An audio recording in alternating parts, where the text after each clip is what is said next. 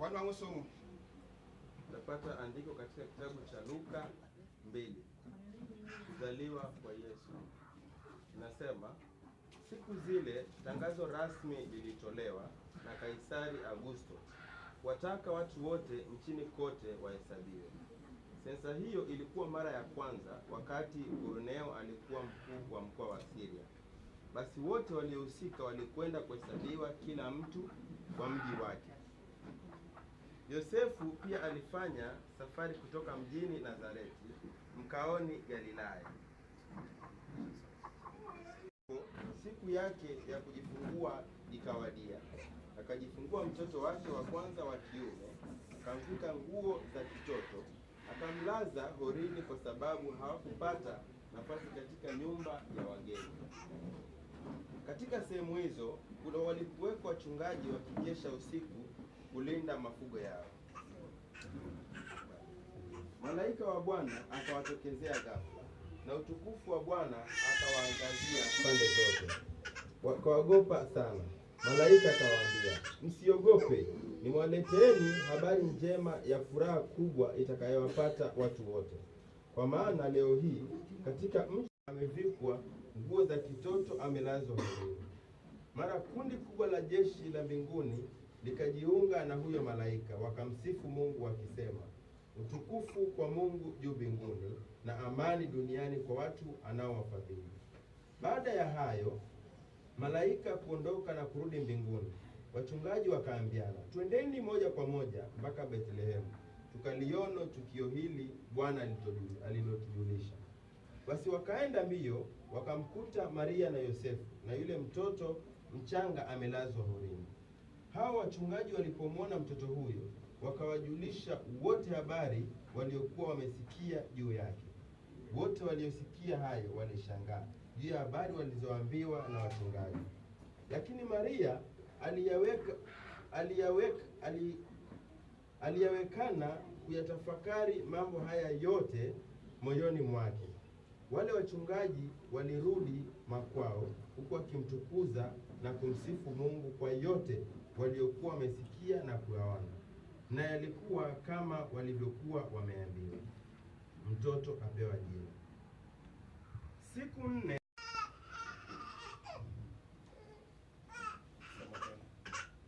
siku ya 8 baadaye, wakati wa kumtahiri mtoto ulipofika, walimpa jina Maria Magdalene Douglas, na kubatizwa katika jina la Mwana na Roho Mtakatifu. Amen. Maria Magdalene Douglas abatizwa ni woro Roho Mtakatifu. Amen.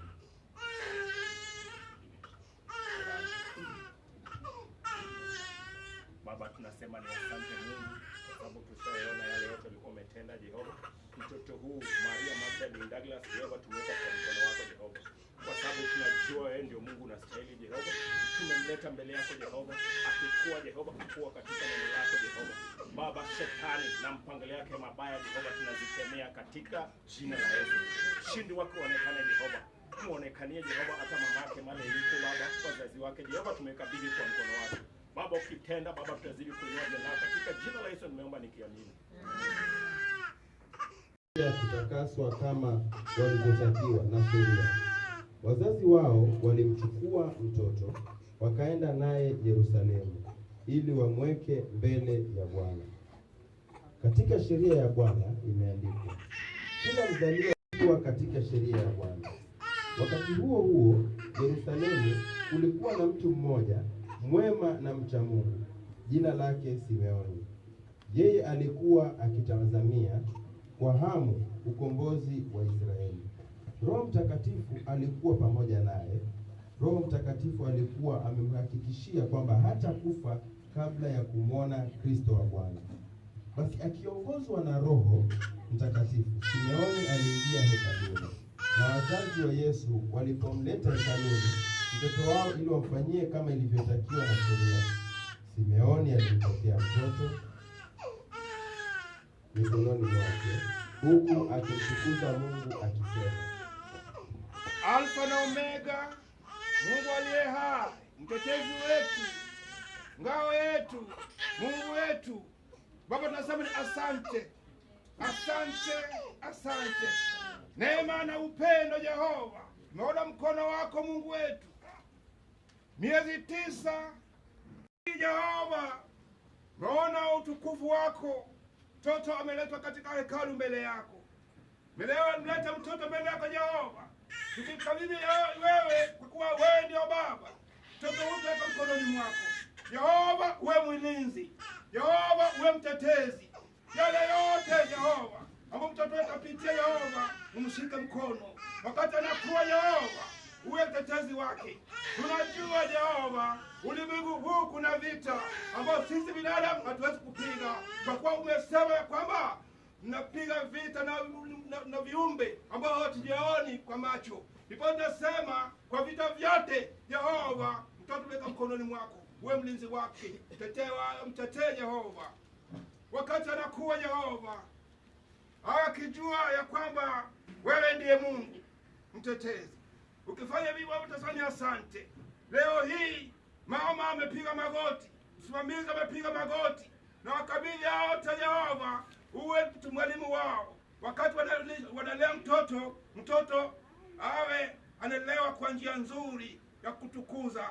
Wapate hekima Jehova ambayo anaweza kumpatia mtoto wakati anakuwa. Yote peka mkononi mwako. Vita ya ulimwengu Jehova, pata kumtetea.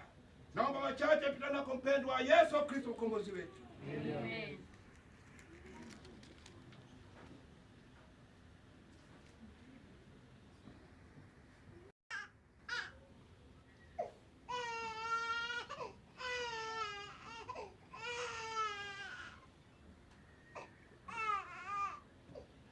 Mungu wa miungu, Mungu wa vyote Jehova, leo hii hawa ndio wazazi wa mtoto. Leo hii mwakabidhi kwa mkono wako Jehova, wapatie hekima ya kulea mtoto. Mtoto akikuwa Jehova, wamfundishe njia ya kuheshimu ili awe mtu mzuri mbele yako. Watetee Jehova, wapiganie Jehova, washike mkono Jehova, kwa kuwa bila wewe hawawezi. Ukifanya hivyo Jehova, utasema ni asante. Naomba machache bila kwa upendo wa Yesu Kristo mkombozi wetu. Amen. Haleluya. Amen. Kwa leo hii tumechukua Mary Magdalene, tumemkabidhi Yehova. Amen. Amen. Yehova ndio muumba wake. Yehova ndio babake. Yehova ndio mlinzi wake. Hakuna mlinzi mwingine tena. Amen. Amen. Ni Yesu peke yake. Kwa mama watoto, kwa mama wa mtoto, simamizi na mama mzazi, huyu mtoto tumemkabidhi Yesu Kristo. Kuanzia leo Yesu ndio ata take care of mtoto. Amen. Amen.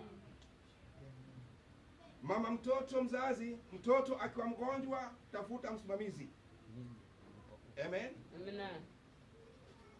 Mtoto akiwa mgonjwa, akashaombewa na mama mzazi, msimamizi, ndio anaweza kupeleka hospitalini. Hakuna mganga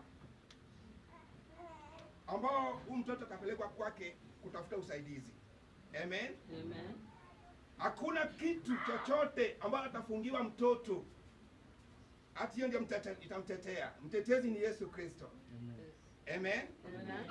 Mtu asikwambie ati mtoto nitamkata ngozi fulani mahali fulani nimwekee dawa ya kumlinda. Hakuna kitu kama hiyo. Bila Yesu dawa haifanyi kazi. Amen. Kwa hivyo ni ya Yesu. Hakuna mganga, hakuna ulinzi mwingine tofauti. Amen. Amen. Nafikiri tumeelewana. Mama simama. Nafikiri hapo tumeelewana. Amen. Mungu awabariki.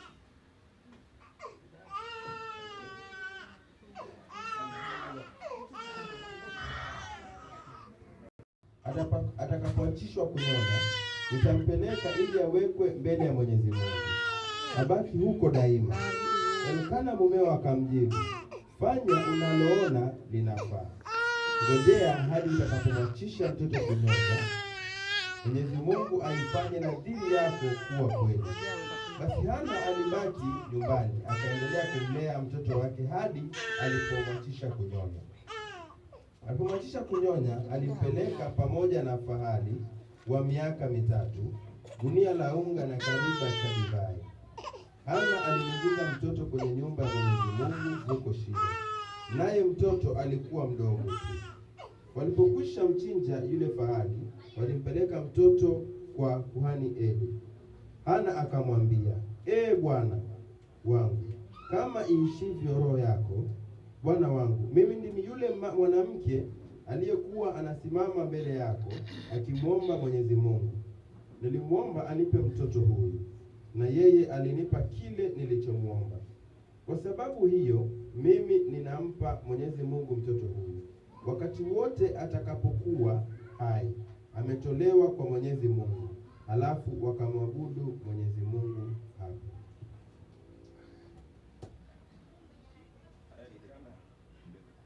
Haleluya. Haleluya. Hekalu Shilo. Amena. Akaingia katika hekalu,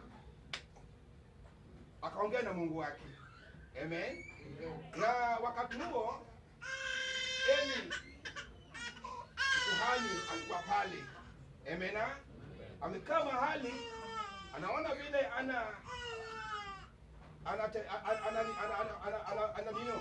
anaomba Mungu wake. Amen. Lakini hakujua kwamba anaongea na Mungu. Yeye alikuwa anajua kwamba amefanya nini? Amelewa. Amen. Ndio alipomuuliza utalewa mpaka lini wewe mama? Amen. Akasema hapana, sio kulewa. Kuna kile ambao unanisumbua moyoni.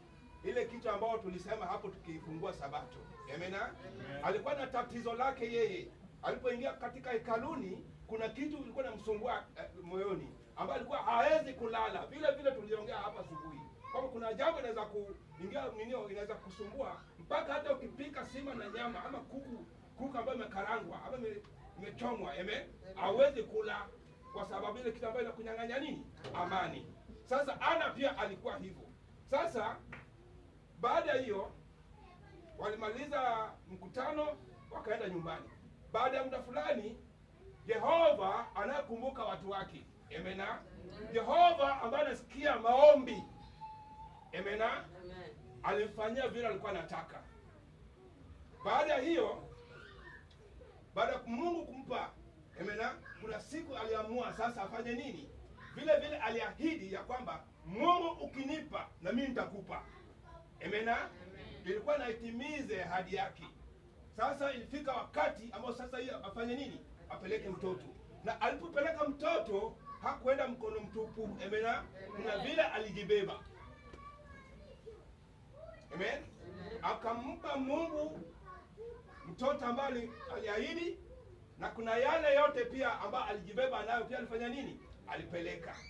Ndiposa leo hii mamake Maria Magdalene pia aliona ya kwamba ni vizuri wakati ameleta mtoto hekaluni, na yeye pia alete na kitu kingine ambayo anakushindikiza nao nini? Mtoto. Kwa hivyo nafikiri imefika sana wakati ambao mamake Mary Magdalene anataka kutoa ile ambao alifanya nini? Alimleta kuhani. Amena. Kazi kweli.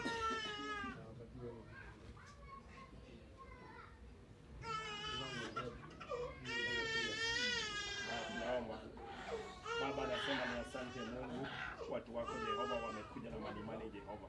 Yale waliona ya kwamba inastahili kuwa mbele yako Jehova. Tunasema ni asante Mungu kwa wale wameleta Jehova, na yote tumekabidhi kwa mkono wako. Mungu, tunaomba uzidi kuwalinda Jehova.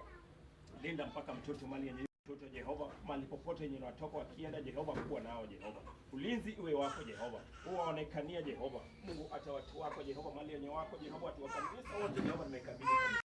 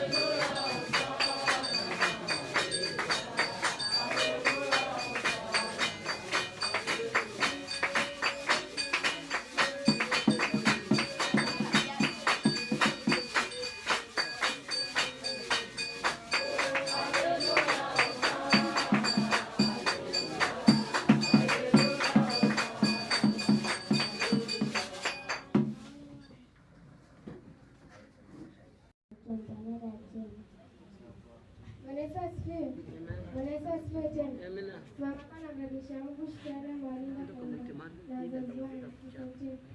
Jina hujasema jina lako. Bwana asifiwe tena. Mimi safari rejesha Mungu shukrani akaenda kama jina tutakatifu. Bwana asifiwe. Asifiwe tena. Mimi safari rejesha Mungu shukrani mwalimu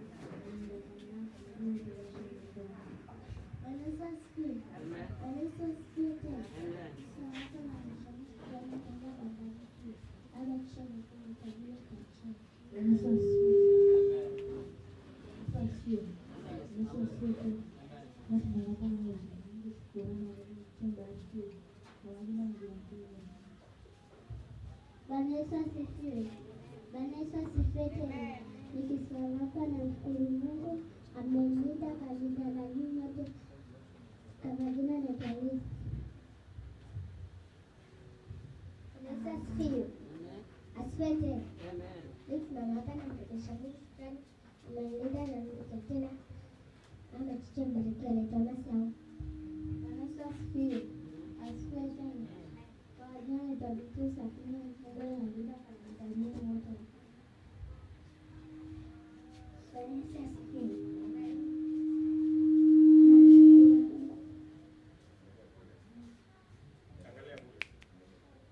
Namshukuru Mungu ametulinda sote. Nachatanya mke. Bwana Yesu asifiwe. Asifiwe tena. Mimi kisimama hapa na mrejesha Mungu shukrani amenilinda kandani yote na dada. Bwana Yesu asifiwe. Mungu amenilinda na mimi pia Mungu amenilinda.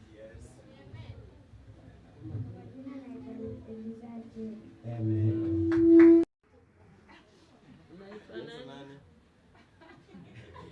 Sema jina lako. Unaitwa nani? Haya, leta basi. Amenilinda, amwalinda nyote mpaka kashani. Mpaka tunaonana tena. Naomba mbarikiwe Victoria Kinyi ndio jina langu. Amen. Tunaweza kumrejesha Mungu shukrani. Amenilinda. Anasikia kambi. Nimerudi nilikuwa shule nimenikaribisha.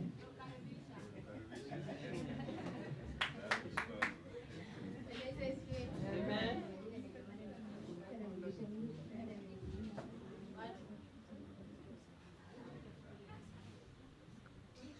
Hakuna jinsi nyingine. Mwingine waje tunaamua.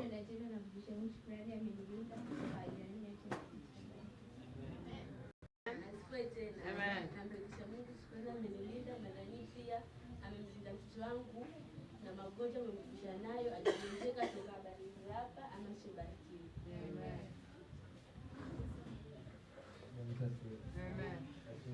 Amen.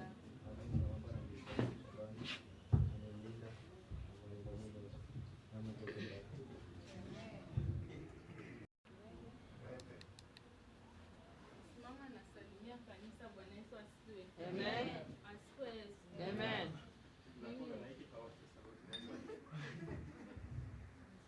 Asifiwe Yesu. Amen. Sina mengi ya kusema. Zawadi kubwa ni kumrejeshea tu Mungu shukrani kwa yale amenitendea. Nikinena mengi itakuwa tu ni kama story. Amen. Amen. Barikiwe. Karibu.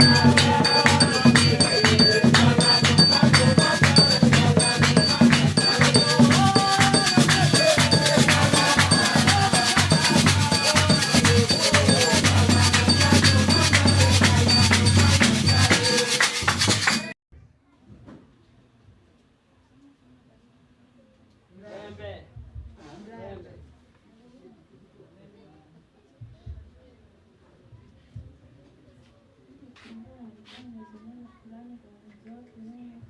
Amelinda wiki nzima bila kuona vibaya. Sina mengi ameshinda tu. Baada asiwe tena.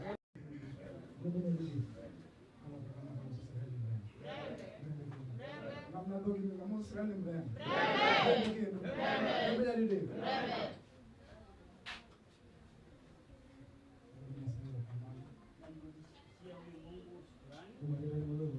Mwenyezi mwema aliyonilinda nayo.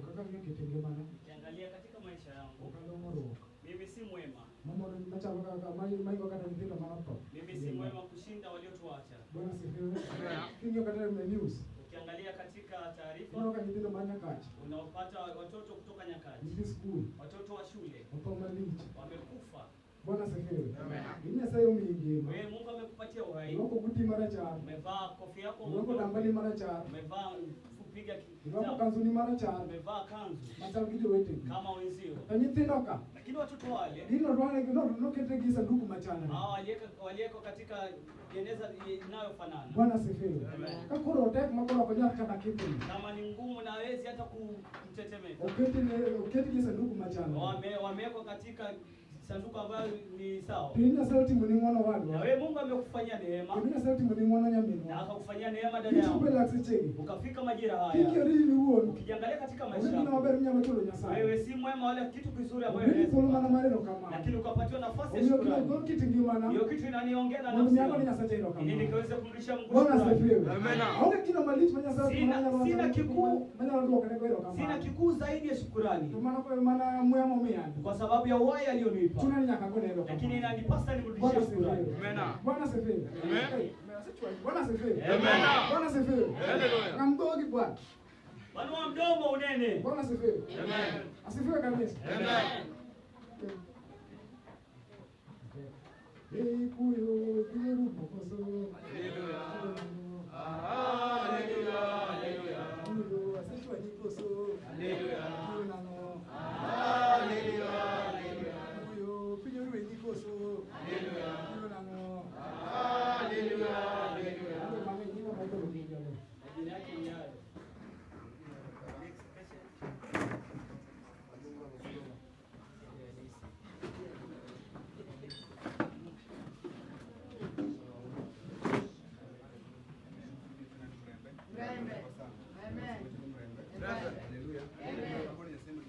Namrudishia huyu Mungu shukrani.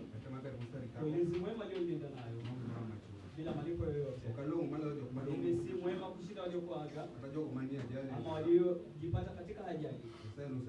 Mungu amenilinda bure. Naona akiniongoza katika safari. Na bila malipo yoyote. Maana inalazimu nimrudishie shukrani. Marafiki zangu wengi wanapoteza uhai wao. Na mimi nikitoka kwangu hivyo, naenda kwa njia ya kazi na narudi nyumbani wa salama. Usubuhi na usiku. Kila siku. Mungu amekuwa akinilinda. Katika ajali nyingi na shuhudia. Na Mungu ananiepusha. Niposa lazima nirudishie shukrani. Hakuna malipo yoyote. Ama uzuri wowote. Kushinda wale ambao wanabaki. Ni Mungu mwema. Ni Mungu mwema. Lazima nirudishie shukrani. Stephen Otieno majina.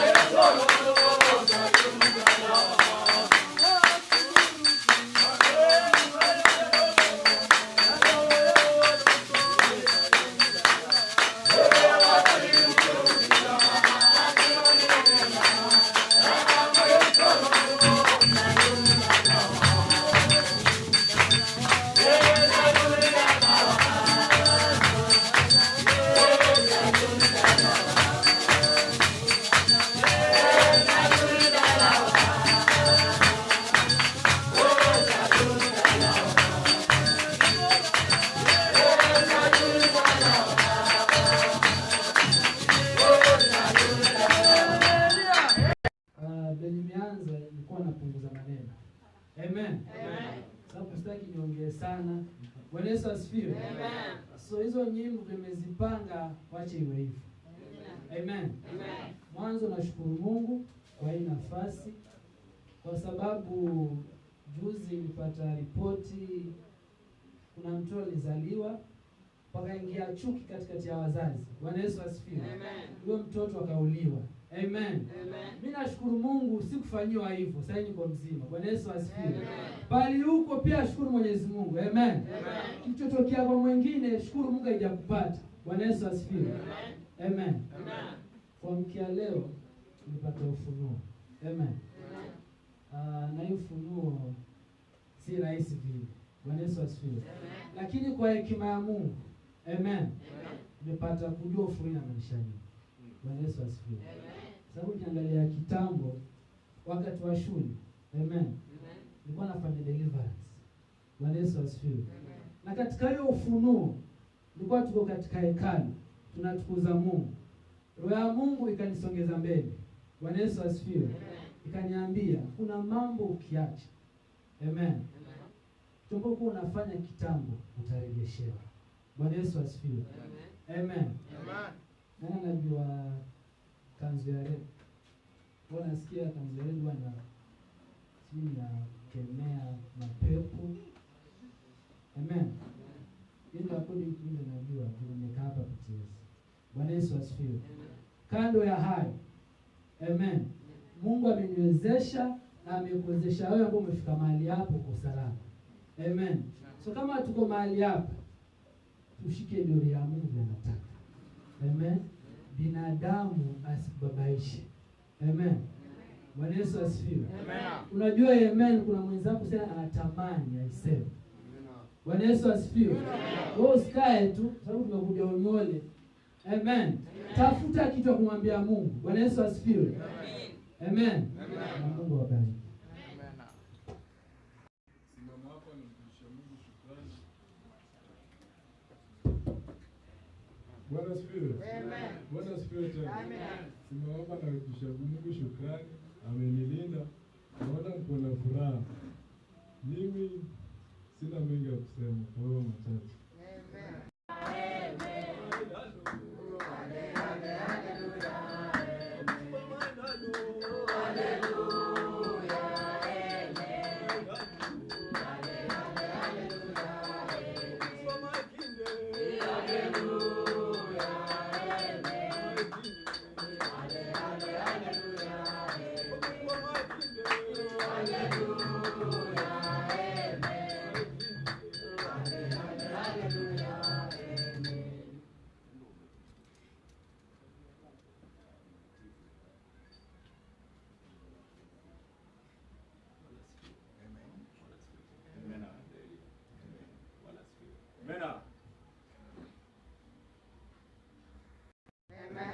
Bwana sifiwe tena. Amen. Kama una furaha, salimia rafiki yako.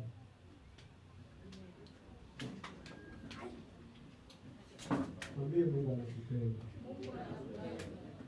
Mwambie tena Mungu anakupenda. Mwambie tatu tena Mungu anakupenda. Bwana sifiwe. Mwanzo kabisa namshukuru Mungu. Maana amenilinda salama. Bwana sifiwe. Kuanzia udogoni mpaka sasa. Bwana sifiwe. Kusema kweli, kuna marika zangu ambao wengine wako pale hospitalini. Bwana sifiwe. Wengine masaa kama haya ndio wanakimbizwa hospitalini. Bwana sifiwe. Wengine masaa kama ndio wanagongwa na magari. Bwana sifiwe. Wengine ndio wamechelewa pale ICU. Bwana sifiwe. Bwana sifiwe tena. Kwa hivyo unapokuwa na nafasi jaribu kumkumbuka Mungu. Mwambie Mungu ni asante. Bwana sifiwe. Kwa hivyo namshukuru Mungu sana. Namshukuru Mungu sana. Bwana sifiwe. Ya pili, namshukuru kuhani. Bwana sifiwe. Bwana sifiwe. Bwana nilikuwa safiri. Bwana sifiwe. Lakini kwa neema yake. Bwana sifiwe. Kwa hivyo asante sana. Bwana sifiwe. Bwana sifiwe. Kusema kweli, unaposhika neno, unaposhika Mungu, unastahili ufanye kitu ambacho anataka. Bwana sifiwe. Bwana sifiwe. Kwa hivyo ni mshukuru Mungu sana. Na unapoomba, unapotembea, mahali ulipo, mtumikie Mungu. Bwana asifiwe. Kwa ukiomba Mungu. Bwana asifiwe. Ya tatu, tumai naenda tu kwa Mungu. Bwana asifiwe. Ya tatu ni kuhusiana na kanisa. Bwana asifiwe. Nashukuru sana kwa kuwasili kwenu. Bwana asifiwe. Na ngapi ambao walijui? Asante. Wangapi ambao walijui? Asante. Okay, mimi naitwa Douglas Matthew Ogola. Bwana asifiwe. Mimi baba mtoto. Bwana asifiwe. Walio na furaha kusema hivi, Bwana asifiwe. Kumbuka kuna mwingine, Bwana asifiwe. Kuna mwingine imekuwa kama hivi, lakini amepotea kule hospitalini. Bwana asifiwe. Mwingine ametamani kuona na macho. Bwana asifiwe. Lakini wakati kama hawezi kuona. Bwana asifiwe. Kwa hivyo unapoona ni Mungu tu. Mwambie Mungu ni asante. Bwana asifiwe. Mwambie Mungu ni asante. Bwana asifiwe. Chengine pia nashukuru katika wanayuthi. Bwana asifiwe. Kuwasili kwenu pia nashukuru. Maana ni kwa neema yake. Bwana asifiwe. Ni kwa nguvu zake. Bwana asifiwe. Si kwa nguvu ya mtume ama kwa pastor, ile ni kwa neema yake. Bwana asifiwe. Kwa hivyo mahali popote, nasisitiza tu, mahali popote kuwa na Mungu karibu. Bwana asifiwe. Bwana asifiwe tena. Okay, ingine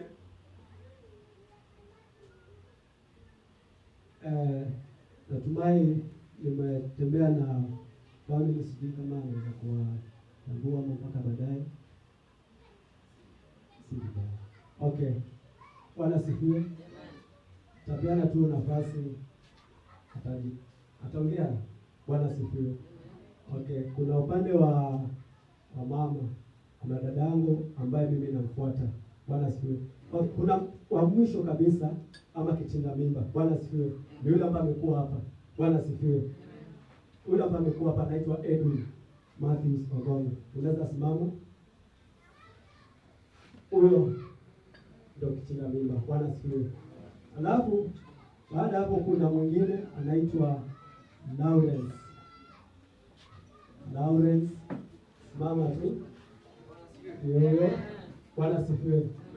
Alafu unapofuata huyo kuna sasa mwingine anaitwa Duncan Matthews. Bwana asifiwe.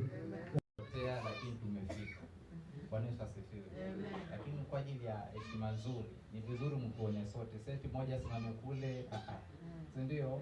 Kuna siku ikakuwa unapita pale feri nikapita kule sijakuona. Naomba lai kwa ajili ya heshima tu.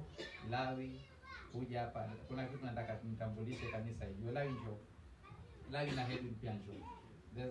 Sisi ni kama familia moja. Na tumetembea na Mama Dorcas na Karo ama Mama Peter njoo, ili muone kwamba kama familia mkitembea kwa pamoja kuna nguvu. Bwana Yesu asifiwe.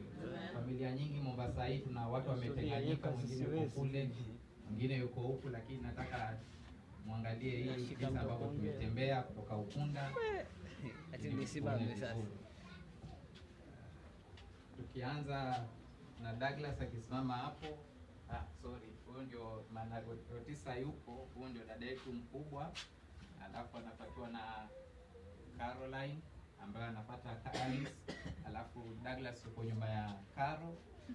Nataka tuyae sasa hivi ndio tumesimama vizuri. Alafu mimi niko hapa, alafu unaona hii ndio family. Najua mama wa kanisa ambaye ni mama sasa sasa hiyo ndio flag bearer. Unamuona? Mmoja paka introduce vizuri. Sasa hii ndio familia, najua Bishop Otieno anatujua kuanzia kitambo. Bwana Yesu asifiwe. So hii ndio familia ambayo tumekuja kusimama na ndugu yetu Douglas.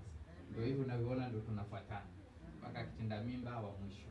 Asanteni. Bwana Yesu asifiwe. Na kwa sababu anataka kusema jambo, wacha kabla niwapatie manao ni wakubwa, mimi nitaenda kushika kamera. Nataka niseme jambo moja. Sio kusema wakati ambapo nimeona kama kanisa mlitusaidia. Na mimi wanasema hilo jambo hata nilipokuwa nimesafiri kwenda Kisumu.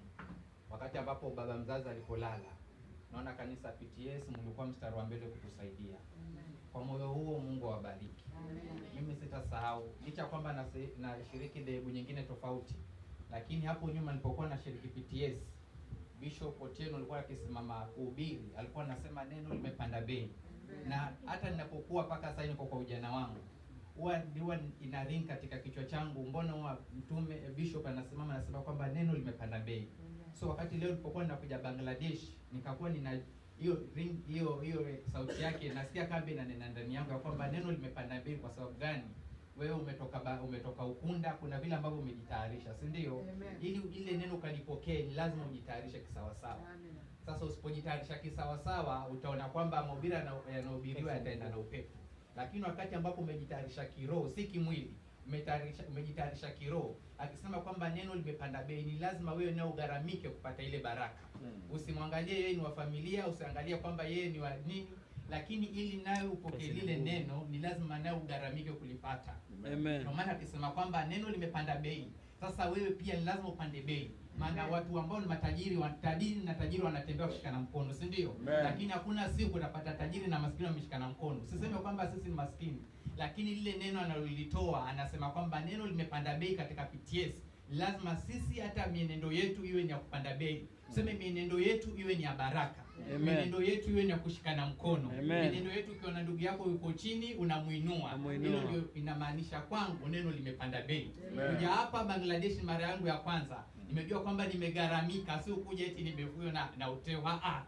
Nimebidi nigaramike ili wakati ambapo Bishop atakaposimama kulipitisha Injili, najua kwamba mimi nitabarikiwa na maisha yangu haitabaki jinsi ilivyo. Bwana Yesu asifiwe. Lazima nigaramike ili hilo neno mimi liniponye. Kama wewe alitakuponya, mimi naamini ya kwamba litaniponya. Maana najua kwamba Mungu ambaye PTS mnamtumikia ni Mungu ambaye nimeona hajawahi kuacha mtu akaibika. Bwana Yesu asifiwe. Amen. Naacha kwa yalo pole.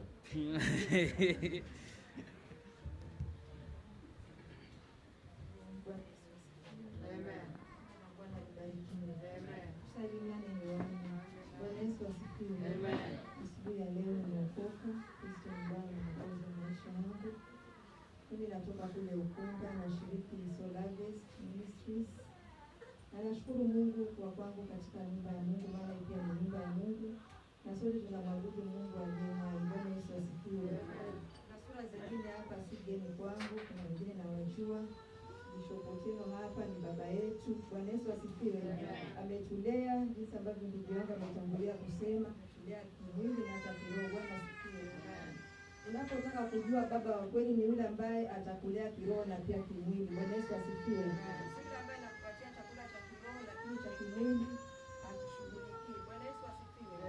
Amekuwa msaada katika maisha yetu, jamii yote. Na tunasikia tukimshukuru Mungu kwa ajili yake. Bishop, Mungu akubariki, akuweke na ukaweze kuona mema. Bwana Yesu asifiwe. Namshukuru Mungu kwa safari yetu, tumesafiri salama.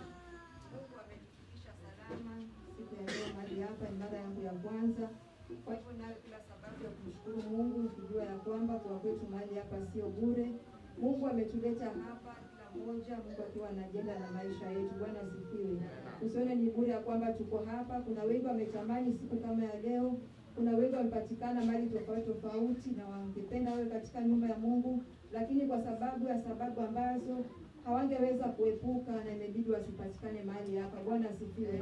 Lakini kwa sababu wewe uko katika nyumba ya Mungu asubuhi ya leo, ujue kwamba umekuja hapa, Mungu amekuwa na mpango juu ya maisha yako. Bwana Yesu asifiwe. Jina la Bwana libarikiwe. Mimi nimefurahi sana kuwa mahali hapa, kwa brother yangu nimepata mtoto. Bwana Yesu asifiwe. Nikasema ya kwamba ibada ya huko kwetu acha ikae nije ya huku ili tukaweze kusherehekea pamoja kwa ajili ya kutoa mtoto nje. Bwana Yesu asifiwe. Ikiwa ni jambo la heshima sana, ni jambo la kiungu na wala sio jambo la kimwili. Bwana asifiwe. Kusherehekea baraka hizi ni jambo ambalo linamtukuza Mungu, maana watoto ni zawadi ambazo Mungu anakupa. Bwana Yesu asifiwe. Naomba kwa Mungu ya kwamba mtoto huyu anapoendelea kukua akakue katika njia za kiungu na hata wazazi wakaweze kumwelekeza katika njia za kiungu. Bwana Yesu asifiwe. Maana maandiko yanasema kwamba tuwalee watoto wanapokuwa wadogo, tuwafundishe neno la Mungu, hata wajapokuwa watu wazima hawatasahau na hawataondokea. Bwana asifiwe. Kwa hivyo mtoto huyu tukaweze kumlea kama familia, si kwa wazazi peke yake, lakini sisi sote kama jamii tukahusike na tukamlee mtoto huyu, tumfundishe neno la Mungu na tukakisha kwamba anakuwa katika njia za kiungu. Bwana Yesu asifiwe. sina mengi ya kusema, ni furaha tu na kumshukuru Mungu kwa ajili ya siku ya leo ambayo ameifanya. Bwana Yesu asifiwe. Mimi naitwa Alice, naitwa Mama Dorcas, naitwa Mama Gabriela. Kuna Misha nimekuja naye kwa pale nyuma, mtoto wangu pia, na nasikia kumshukuru Mungu. Bwana asifiwe. Mama yetu yuko hapa, mama tu ambaye najisikia kujivunia malezi yake. Bwana asifiwe. Maana kama hangetulea katika njia ya kiungu, hatungepatikana hapa siku ya leo. Bwana asifiwe.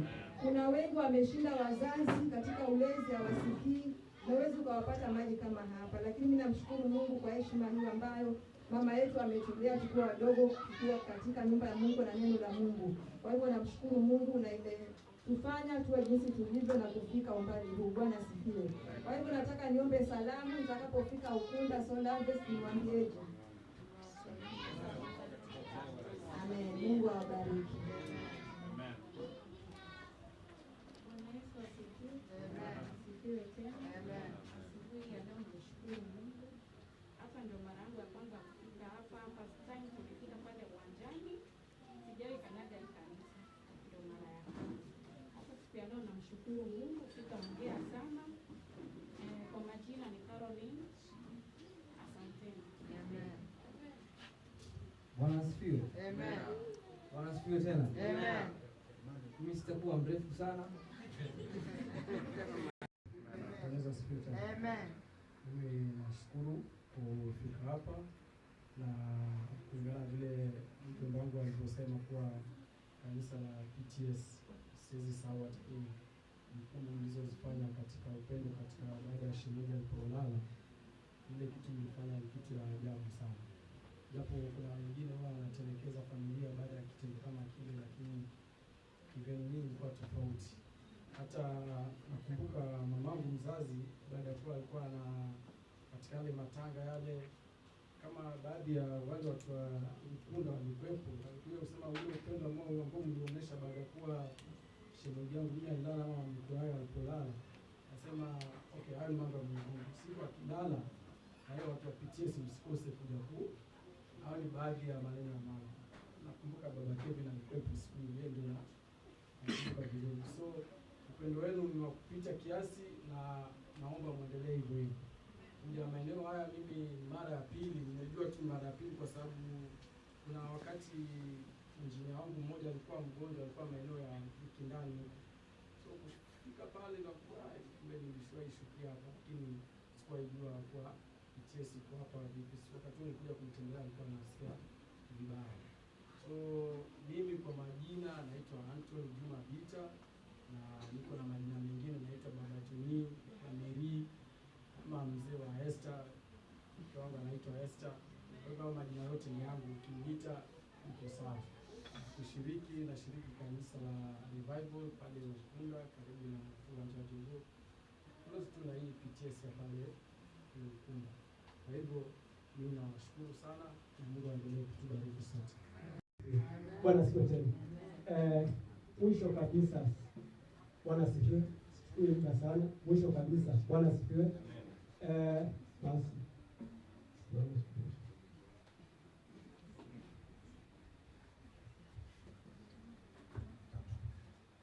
Bwana sifiwe. Bwana sifiwe. Bwana sifiwe tena. Kwa hivyo Bwana sifiwe. Ile furaha hii. Bwana sifiwe.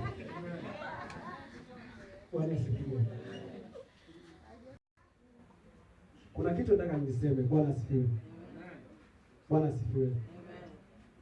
Unapokuwa na Mungu, unaposhika Mungu, huwa kila kitu lazima fanikiwe. Bwana sifiwe. Bwana sifiwe tena. Ninamshukuru Mungu kwa umbali mpaka saa hii. Bwana sifiwe. Wazo kaka. Bwana sifiwe.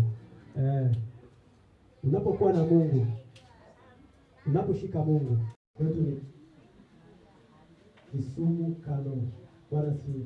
Tuko Adegra ambao tunashiriki pia na kina Babu, Wiki na Elija. Bwana sifiwe. Kwa hiyo mchache mbarikiwe.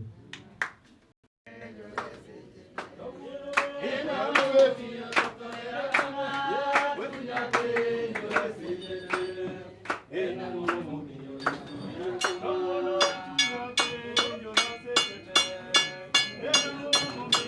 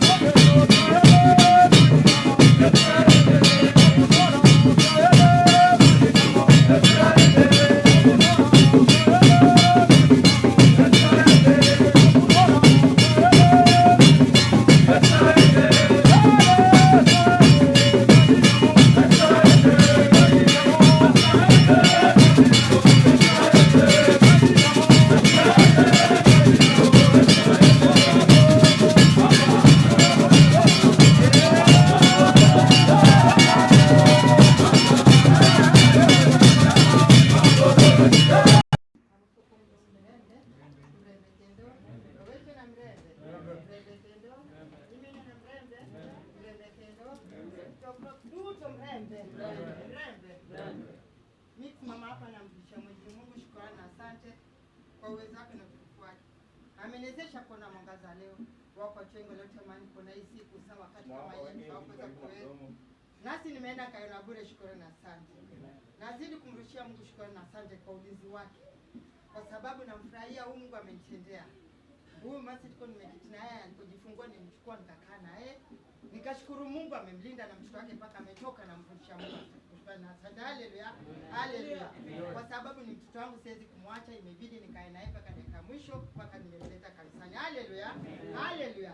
Kitu ningependa kusema hapa ulimwenguni lazima yani katika nyumba ya Mungu lazima ujue umekuja kutaka nini. Haleluya. Umetoka kwa nyumba yako umekuja kufanya nini. Haleluya. Usiwe kama watu wengine wawili walikuja kanisani wakakaa hapa kanisani. Maombi yakaanza wakamaliza maombi, ikafika saa sadaka. Yule mtu akaingiza mkono katika mfuko wake akachokora. Akapata shilingi 50. Akaenda akatoa sadaka. Kumbe ile kuchokora pesa ilianguka. Ule mwenzake wa nyuma akatoka akaenda akatoa sadaka, akarudi akakaa. Akamuuliza nini, akampatia yule pesa. Alipokuta ile pesa akampatia yule mwenzake alikuwa ameketi mbele. Akaenda akapeleka ile pesa akatoa sadaka. Aliporudi anamuuliza mwenzake, "Kwa nini unatoa sadaka unatoa mara mbili?" Akasema hiyo pesa ilikuwa ni yako imeanguka. Na katika hiyo pesa ilikuwa ni shilingi 5,000 ambayo ilikuwa imeanguka. Na alikuwa hana pesa yote, hiyo 5,000 ndio alikuwa amebaki nayo kwa mfuko. Sasa akawaza nitafanya nini? Hii pesa ndio nimebaki nayo. Kwa sababu sasa alikuwa anachokora ile pesa shilingi 50 katika 5,000, hiyo pia yote imeenda kwa sadaka. Hajui atamfuata bishop amwambie pesa yangu nimepeleka hapo ama nifanye nini. Kuhimiza nasema hivi, unapokuja kanisani umetoka kwa nyumba yako, angalia ni kitu gani unapeleka katika hiyo nyumba. Haleluya. Usije kusikia ngoma ama nini. Angalia ni nini natoka nao naenda nao katika ile hekalu. Haleluya. Usifike katika hekalu ndio anze kutafakari. Nipeleke ugonjwa, nipeleke kazi, nipeleke njaa, nipeleke nini. Kuwa na kitu kimoja ambao unakuja nacho katika hekalu ya Mungu ambaye kifika wakati wa kutoa unatoa. Haleluya. Usibabaike wakati wa kutoa. Ndiposa unaenda unakosa vyote, umeharibu wakati wako katika nyumba ya Mwenyezi Mungu. Unatoka roho yako imekasirika, kitu ambacho umepata hakuna, umemaliza masaa mengi kwa sababu haukujitayarisha na kile kitu ambacho unakuja nao katika nyumba ya Mungu. Haleluya. Haleluya. Ndiposa unapotoka ukija katika hii nyumba, angalia ni kitu gani umechokora cha kuja nacho. Usije ukaanza kuchokora katika kanisa. Toka nacho tayari umekibeba. Ni ugonjwa, ni kazi, ni kitu gani kile kinachoumiza maisha yako ambacho kinakunyang'anya amani. Ndio kibebe uje nacho. Ufike hapo uanze kufikiria fulani amesema naumwa na kichwa, mimi pia naumwa na kichwa. Sasa unabaki hakuna kitu ambacho umemletea Mungu. Umekuja hivi hivi. Haleluya. Haleluya. Mimi sina mengi, nimefurahia. Nimewakaribisha nyote. Tena roho yangu ina furaha kuwaona nyote wakina mama, nimewakaribisha nyote. Mimi ndio niko hapa Bangala, nimelinda Bangala. Naomba tushikiliane hivyo hivyo. Kisikia kitu kiko kwangu njoo. Nikisikia kitu kiko kwako niende. Hivyo ndio upendo wa Mungu ambaye alituachia. Haleluya. Haleluya. Nazidi kuwaomba tuwe kitu kimoja. Nimewakaribisha nyinyi nyote. Mkitoka msitoke hivi hivi. Mniachie mdomo mwende na mguu. Mungu abariki naye.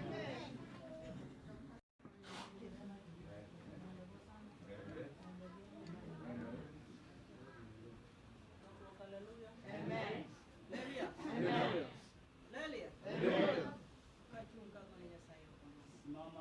Mungu shukrani. Alinifungulia siku hii ya leo. Kimbia na vyombo vya usafiri. Safika Bangladesh kanisani. Nilikuwa naisikia tu kwa redio. Leo ameiona kwa runinga. Amen. Haleluya. Kumbe Mungu alikuwa amepanga. Kwa neno linakuja nzuri. Itakuja itamfanya aone Bangala. Alikuja Ukunda hiyo mwaka aliyotaja na haja ifika Bangladesh.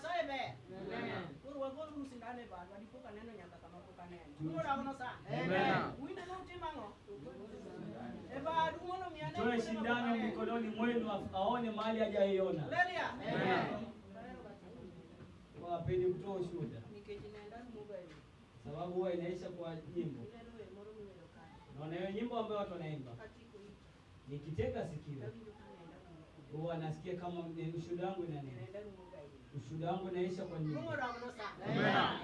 Haleluya. Haleluya. Kama sijasema jambo. mngeniachia. Kama ungetaka mngeanza saa 2. Haleluya. Haleluya. Sio hivi. Mnaangalia masaa ambayo wale walioenda nao kule mwali walimwona Yesu, na mnakuja mseme kuwa sasa imeyoma, sina mtoto, mtanibaki. Haleluya. Haleluya. Kama sijaendelea, Douglas amenifurahisha. Sijui Douglas na amenifurahisha ama mama mtoto na amenifurahisha. Akiita jina ya mtoto hajaanzwa zizi la ng'ombe. Wamama wa sasa wanajiita wanajenzi, wanaita watoto majina wa Yesu, wanapatia kwani ndio kesho mtoto akigonjeka kipelekea baba aliyemsimamia mtoto. Wakati anamwombea mtoto lazima ataje jina la mtoto, yanakutana na malaika wa mbingu. Ndio hapo ndio naenda kumuita jina ya mahindi ya kutoka Amerika, na ndio nataka aombewe alicha. Na tena wewe pia unampeana kwa baba hata pona ng'o. Amen. Kama ulikuwa unataka kumpachika jina, kama ungetaka kumpachika jina, hiyo wakati hiyo kitu watu wa Amerika wameka umemzaa kama kidunia na wanamtoa kidunia na wanamwaza jina kidunia, kila kitu unaanza kidunia, na ikakushinda ukamwingilia Mungu. Muite Dibora. Dibora iko katika maandiko, Eli iko kwa maandiko, Elizabeth iko kwa maandiko, Salume pia. Wewe unajiona kuwa mdogo na mbona kubebwa? Mbona huku uache ufungwe diaper? Ukimshafunga mtoto diaper, na wewe pia unasema ni mdogo, unamwanzisha mtoto jina mbaya, na unasema uko kwa Mungu. Au uko ndani ya Mungu? Nimekukataza. Haleluya. Haleluya.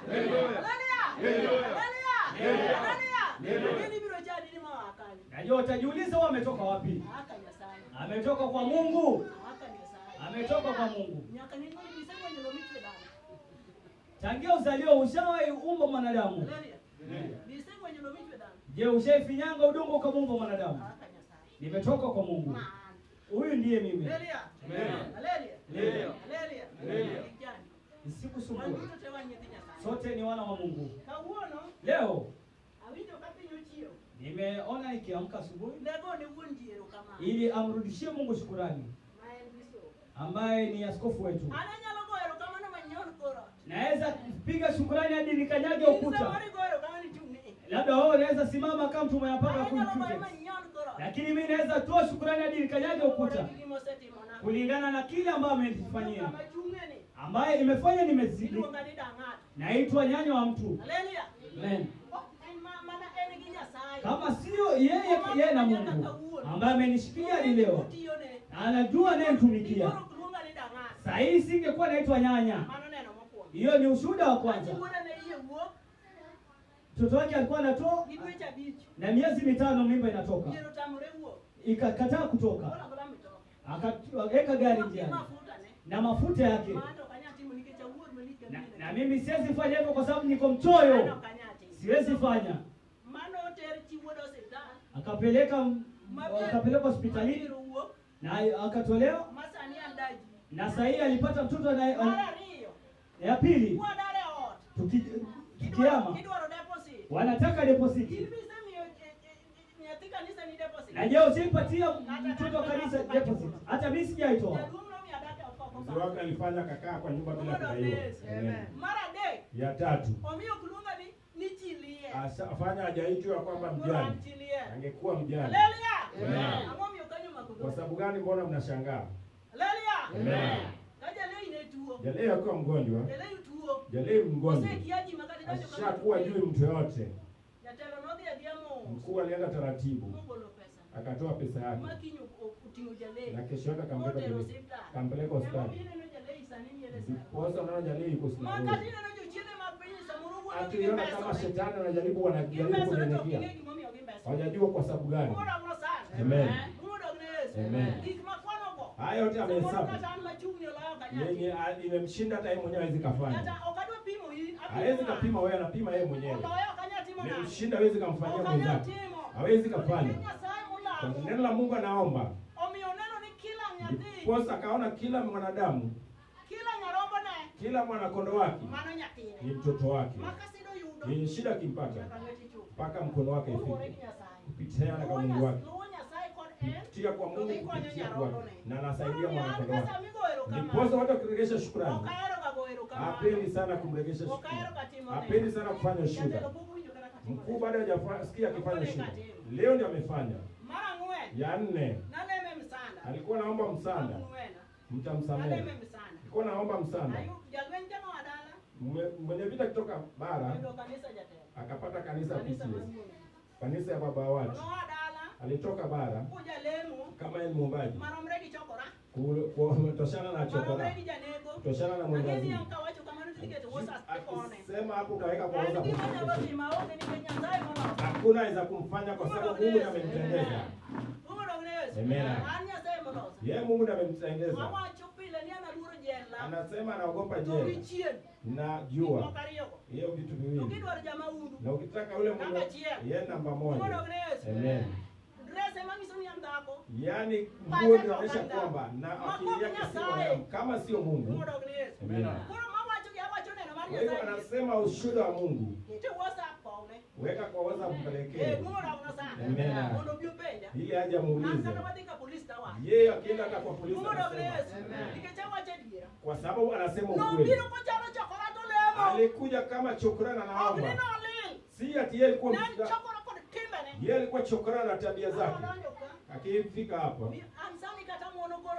yeye sasa hata kama ana nini ukuta na kikombe of gold soprano, kikombe haitoi soprano, sufuria of gold base, sufuria haitoi base, besen of gold tena, besen haitoi tena. Tiendeni ya inamaanisha none mkendo koleo unelemo. Alikuwa naomba akikosi kwenda Otani ndetaro liwa nyumba, analala bila paa. Sasa nyumba winja kama anasikia tu kupitia kwa mafundisho angepata kama mkuu vile pia kama yale alikuwa nayo huko, ingekuwa hata kifa shako. Hapendi kufanya shuhuda, lakini nahuzunika akikumbuka. Ndiposa baba ya watu wakizaa watu wengi, msiona watoto wake ndio watoto wake peke yake, si watoto wake. Unaona hao vichwa wenye viko hapo, mpaka wale wenye wako mpaka aina gani? Hao ndio baba yenu. Kama ni mbaya, angekuwa mbaya kati yenu. Kama mzuri kwenu, yule mtu ana hekima aweke hiyo juu hapo wazi. Kama uwezi weka hiyo, ni wewe na Mungu wako. Wale wamjui ni nani? Nani hawamjui? Ninamjua kwa sababu wewe mwana Mayo. Anaitwa Agnes. Akinyi. Ongonga. Jalei Ukunda. Kano Kabar Kisumu County. Nyakatika jimbo ndio kwao.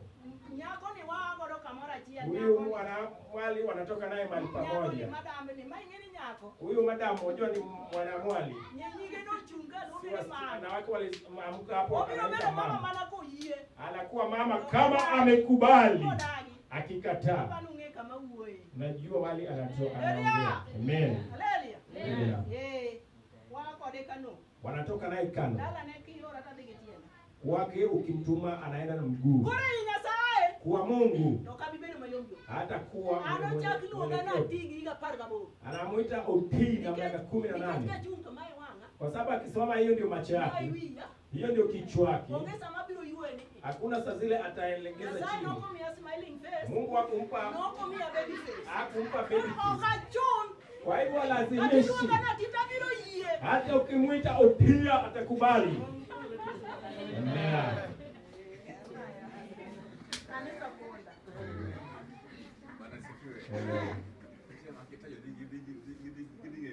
Kuna yale ukimtajia watajua zaidi.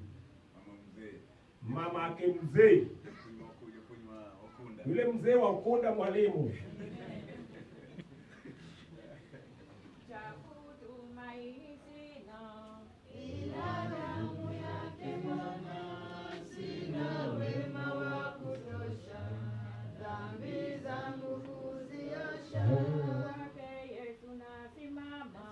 Ndiye mwamba ni salama, ndiye mwamba ni salama, ndiye mwamba ni salama. Damu yake na sadaka nategemea daima, yote chini ya kisha Mwokozi atanitosha. Kwake Yesu nasimama, ndiye mwamba ni salama, ndiye mwamba ni salama, ndiye mwamba ni salama. Nikiitwa hukumuni, rohoni na amani, nikiitwa haki yake, sina hofu mbele zake. Kwake Yesu nasimama, ndiye mwamba ni salama, ndiye mwamba ni salama, ndiye mwamba ni salama.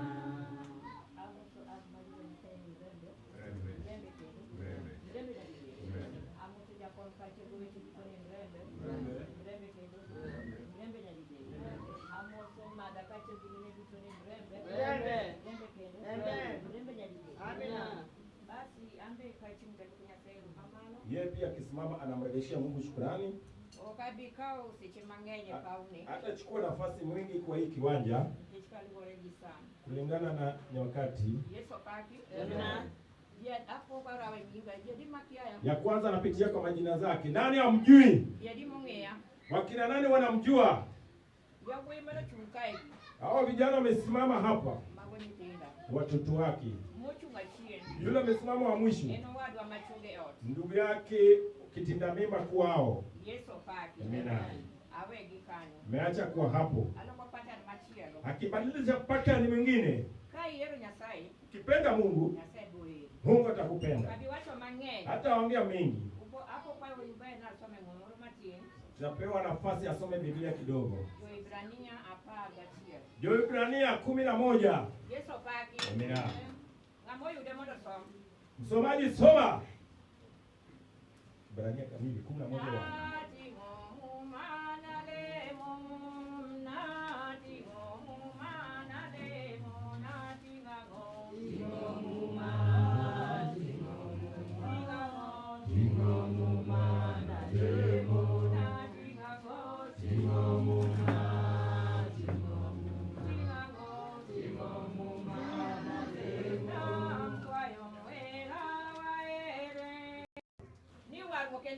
Wokovu ni kitu kikubwa. Kwa sababu ni nini? Kuna maandiko fulani, ukiwa wewe mtu wa Mungu, unasikia neno la Mungu. Kama wewe si wa Mungu, utasikia maneno tu. Sababu maandiko yanaongea na nini? Kabla hajaingia kwa wokovu, kama baada hajaokolewa. Amina. Alikuwa nasikia tu disco ikichezwa. Kuna nyimbo naimba. Nimedungwa shindano, shindano ya Yesu, nimedungwa shindano. Sasa nimepona. Ona uweno. Nimbeni. Shindano ya Yesu, nimedungwa shindano. Sasa nimepona. Nilikuwa mlevi wa pombe, nikadungwa shindano. Sasa nimepona. Nimedungwa shindano, shindano ya Yesu, nimedungwa shindano. Sasa nimepona. Nilikuwa mgonjwa wa hatari, nikadungwa shindano. Sasa nimepona. Nimedungwa shindano, shindano ya Yesu, nimedungwa shindano. Sasa nimepona. Nilipata kama meketi mlangoni. Sikia neno la Mungu. Alikuwa ameketi tu na asikia watu wakitukuza Mungu. Wakitukuza Mungu. Mungu wa ukweli. Nilikuwa kuna mimba. Na mtoto alikuwa hawezi kucheza kwa tumbo. Kwa alisikia Mungu akitukuza. Alisikia mtoto akicheza kwa tumbo. Alisoma karibu na wao waombaji. Vile aliombewa akasema 10 kutoka siku hiyo akaingia kwa neno. Hakuchagua dini. Wao wanaomba Mungu. Wakati Mungu anaomba, sikiza yale yanasemwa hapo. Saa zingine ametoka kwako, umekuja kuangalia kanisa iko vipi. Saa zingine amekuja hapo, najua kwamba viatu gani ndio safi. Umekuja kanisani, je, mapiga pasi? Amina. Je, anacheza vipi? Kama bado hajaokolewa, alikuwa anacheza vibaya. Tena wanaume walikuwa wanampigania. Mahali popote kuma kuna ngoma, wanatafuta mwana wa Juma. Mwana peke yake anajua kucheza. Akisikia neno la Mungu, alikuwa anachezea Mungu. Anachezea Mungu. Ni kama sisi naweza kama wengine waokolewa. Kwa nini unaweza kuchezea Mungu? Kwa nini unaweza kumpigia makofi? Amina. Wacha waimbe nyimbo fulani. Mungu akupe mkono ya kuomba.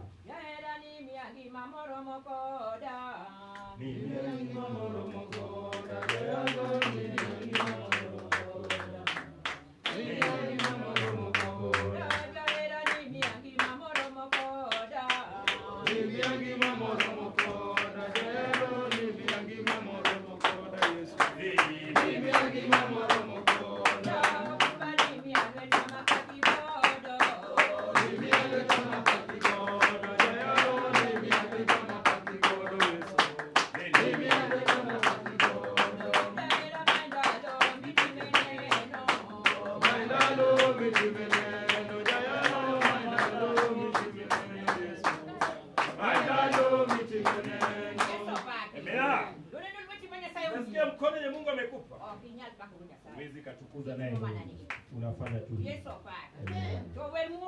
Wewe nyimbo umeimba. Hili wimbe nyimbo. Kama roho ya Mungu iko ndani yako. Amen. Wewe unazafanya shetani yenye iko. Anatoka hata baada kabla hajapiga magoti. Andiko inasema. Yes. Mano emomiyo nyaka waket chunywa kuom mako weche mawasewinjo. Ndiko ya Mungu inasema. Tuweke moyo wetu kwa yale masikio maneno tumesikia. Yale maneno mazuri tusiache zipotee.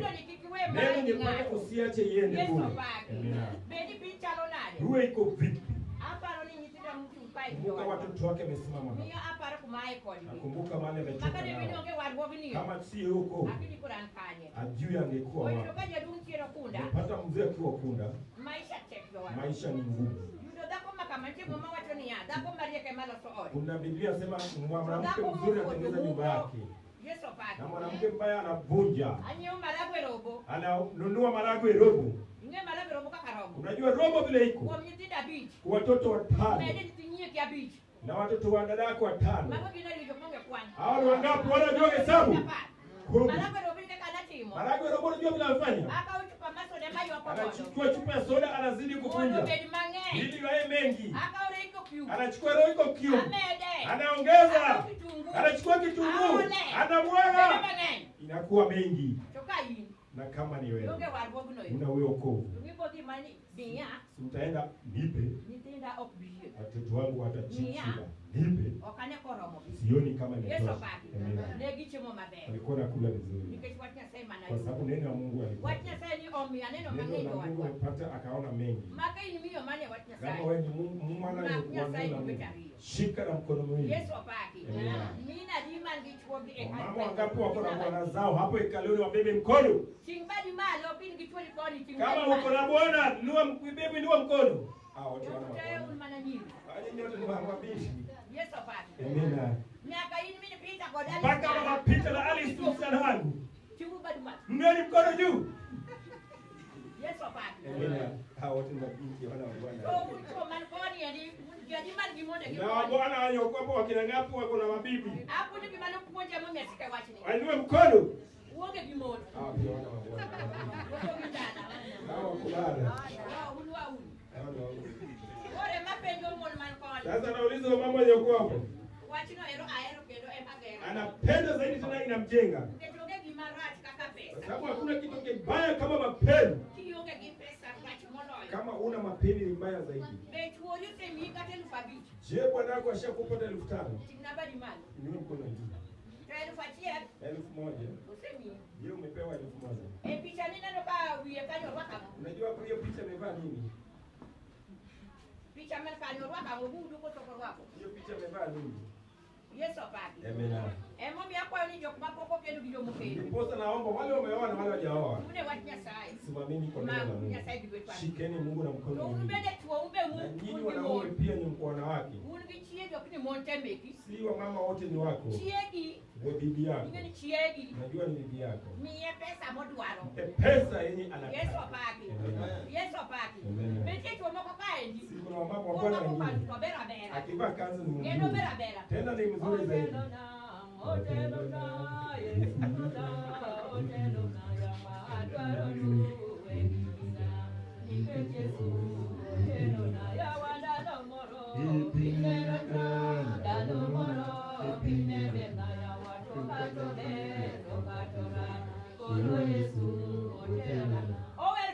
Anaimba hivyo. Na ile unga ameacha nyumbani. Amejenga mapya Kenya hapo juu. Amechora mapya Kenya hapo juu. Ile usije ukapika. Hiyo ndiyo umeokolewa. Kama umechora mapya. Na ukipata kama panya ndio umepitia.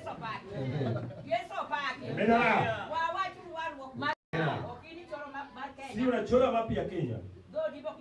Lango wako pia taki mtu aingie. Umefagia vizuri. Najua mpaka alama ya bibi yako kikanyaga. Mpaka ya watoto pia kikanyaga. Mpaka yako pia kikanyaga. Yale mguu nimeenda Kongo imetoka wapi? Hii mguu imeenda Kongo imetoka wapi? Na umesema umeokolewa. Wanaume wengine ni wachoyo mpaka kwa wanawake. Akipata wageni wakirudi kwa Bwana, amefura mkati. Hata mandazi ya beki pia fadhali. Amina. Nyinyi wa mama anaongea na nyinyi. Amen. Bwana akiwacha nyumbani kuwa na furaha. Kuwa na furaha mpaka rudi. Na wewe sasa ukifura, hata maji ya kuoga, hata maji ya kuoga umpeleki kwa baba. Yeye yake alimzika. Alikuwa anafanya yote anataka. Nipoza siku moja kiwe chini ya maombi. Alikumbuka yale kitu alikuwa anapenda sana. Hakupenda nguo yenye hajapigwa pasi. Nguo yake inapigwa pasi. Ile nguo yake alikuwa anataka kuzikwa nayo. Nimwambia kijana yake apigwe pasi. Jisikie kama roho yake inafuraha. Kwa sababu ile kitu alikuwa anapenda. Mpaka usikie bwanako kwa chochote anakuambia. Naona wabwana wanaoa kila wakati. Na nyinyi pia kupika amjui. Kupika pia na shida wa mama. Mwachie pesa nzuri baada ya kupika vizuri. Akikila anakuona kwa macho yake. Ukipika chapati, sadaka ile inatolewa kwa sahani shilingi. Ndiyo inalia. Sasa kiangalia lenga na mkuta. Je, anaweka kwa ukuta na anajiangalia? Anaweka kwa ukuta na anajiangalia? Ameweka kwa ukuta. Na chapati. Je, kama chapati ndio imeshindwa na je nyama? Ndiposa wa Bwana wanaoa usiku na mchana. Wewe bwana wako ataoa mwingine kwa sababu hujui kupika. Nataka kujua kupika, muangalie, mtafute nani yenye yuko. Hata ukitafuta na mena atakupa. Yeye ukijua mena tutakuonesha. Hata sikuma atakuonesha. Si unachukua tu vitunguu. Unaweka kwa sufuria. Unaweka moto, mafuta. Na tomato umesahau. Tomato paste. Tomato paste ukiweka. Inatengeza chakula. Yaani kama ni bibi yenye uko na utaikula pale mpaka umalize. wabetu jok machunga dira. Tuwe watu wanasimama kwa ukweli. Emo mi amacho gania. Ndiposa anasema Nyasaye ni ber. Mungu wetu ni mwema. Emo mi noero wuode. Ndiposa alipenda mwanawe Mondo bioke no wachi maber. ili atuletee neno Ninga njema. mo wijo wachi no. Yule amesikia neno. Moka moke te chunye. Akasikia akaweka kura yake. Ndio mbele ngiki mamusiko Kuwa na uzima wa milele. Yeso paki. Amen. Soko kwa mako weche mo wijo gi. Kama hujasikia hayo maneno umesikia. Dak mari probate. Mana kachano. Uishi kwako itakuwa kama Yeso ina paki. dunia. Amen. Maana mimi wake tu tunyoko kwa. Ndiposa tuweke wetu kwa Mungu. Mondo Nyasaye nyingo Ili chima. Mungu atuinue. Yeso paki. Amen. Unene muda maji ebi tukani malipio. Unasikia Ndio mani kinyitindo. ako na watoto. Ndio mani kinyitindo. Wale wako na watoto. Ntiere bimoro miluongo ni mugoka. Kuna kitu naitwa mugoka. Ne mugoka. Unajua mugoka? Nyiew alot gi kitungu gi. Baada ya kununua mboga na kitunguu, Ilidhi nyiew mugoka shilingi 70. wewe unaenda kununua mugoka shilingi 70. Kodi PK. Na PK. Mali cha mukendi. Unachukua kula peke yako. Ukitere ho. Hujapeleka nyumbani. Kichopio tuchimonge. Ukifika nyumbani chakula hakuna. Chako garne dako. Unakaa. Hapo Edwin Nyathini. Anakuomba Edwin. Hapo ni michopo class ma itie. Nimekufundisha mpaka ukamaliza. La Nyasaye mudi bedi magol gijo chiende magol. Omba Mungu ukae mbali na shetani ya mogoka. Gijo mabeyo. Tembea na watu wa sana. Malaika mudo bed kodi. Malaika na wewe. Bed pi. Kati. Ninga Julia chemati. Julia Cheng Martin ndio majina zake. Kwa hiyo nikanyamkana. Anaero ponyimanyi mine jo wadwa. Na napenda mafundisho ya Mama mama. ungiponyimanyi mine. Moko tio moka bituomo. Kuna wengine hata ongea. Okatuomo. Hawezi Maka ongea. tumo kai ndio moko bibuomo. Ukiongea hapa wengine watatoka nje. Kama ungiponyimanyi mine kanisa. Kama kuna mafundisho kwa kanisa yenu ya mama. Luoga. Muiteni. Muiteni. Moko kudwa luoga. Mama mtaki. Bere Nyasaye. Wema kwa Mungu. Amen. Amen.